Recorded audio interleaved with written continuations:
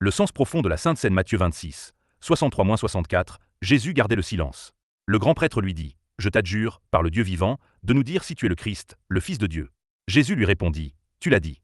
De plus, je vous le déclare, désormais vous verrez le Fils de l'homme assis à la droite de la puissance et venant sur les nuées du ciel. » Après avoir partagé le dernier repas avec ses disciples, Jésus fut arrêté cette même nuit à Gethsémane.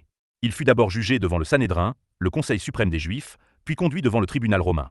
Lors du dernier repas, Jésus institua la Sainte Seine en donnant à ses disciples le pain comme son corps et le vin comme son sang. Nous sommes ici en présence d'une métaphore. Une métaphore consiste à identifier deux réalités différentes. A devient B. Ainsi, le pain A devient le corps du Christ B, et le vin A devient son sang B. Lorsque deux réalités entretiennent un lien caché de correspondance, on parle de symbole. Seuls ceux qui sont initiés à un système symbolique peuvent percevoir ces correspondances que le commun des hommes ne distingue pas. Le symbolisme français a précisément cherché à découvrir ces relations secrètes entre les réalités du langage. Plus tard, le surréalisme du XX siècle, né à Paris, est allé encore plus loin. Au lieu de simplement découvrir des correspondances, il a cherché à les créer. Les images étonnantes ainsi produites sont ce que nous appelons aujourd'hui des images surréalistes. Comment le pain et le vin de la Sainte Seine pourraient-ils naturellement correspondre au corps et au sang du Christ? À première vue, aucune correspondance préalable ne semble exister. C'est Jésus lui-même qui l'établit souverainement par sa parole créatrice. La question qui demeure pour nous est donc la suivante. Comment devons-nous comprendre et recevoir le pain et le vin lorsque nous participons à la Sainte Seine?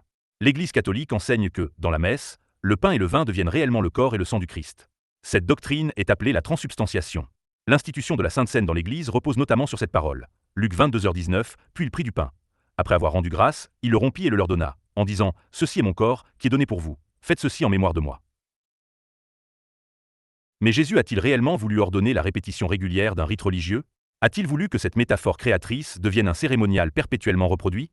Les églises chrétiennes, catholiques comme protestantes, répondent généralement par l'affirmative. Mais chacun est invité à réfléchir à cette question. Quel était le but profond de cette métaphore extraordinaire créée par Jésus? N'était-ce pas avant tout la révélation de son sacrifice? L'expression visible de la grâce par laquelle il donne sa vie pour ceux qui croient en lui et pour ceux qui croiront en lui. Dans cette perspective, lorsque Jésus dit « Faites ceci », ne nous appelle-t-il pas également à vivre un amour qui se donne pour les autres? Ne nous invite-t-il pas à apprendre à offrir notre vie dans le service et dans l'amour? Peut-être est-ce là la leçon fondamentale de la Sainte Seine, bien davantage que les débats doctrinaux entre la transsubstantiation catholique et la présence spirituelle enseignée par certaines traditions réformées. Et lorsque nous donnons notre vie, ce ne doit pas être par héroïsme ni pour obtenir une plus grande récompense dans le royaume des cieux. Cela doit être parce que nous aimons l'autre plus que nous-mêmes. C'est précisément cet amour que Jésus nous a révélé. Plus importante encore que la controverse sur la présence du Christ dans le pain et le vin, plus importante même que la question de savoir si le récit de la scène doit être lu comme un événement historique ou comme un récit symbolique, demeure cette interrogation essentielle. Avons-nous compris cet amour? Sommes-nous entrés dans cet amour?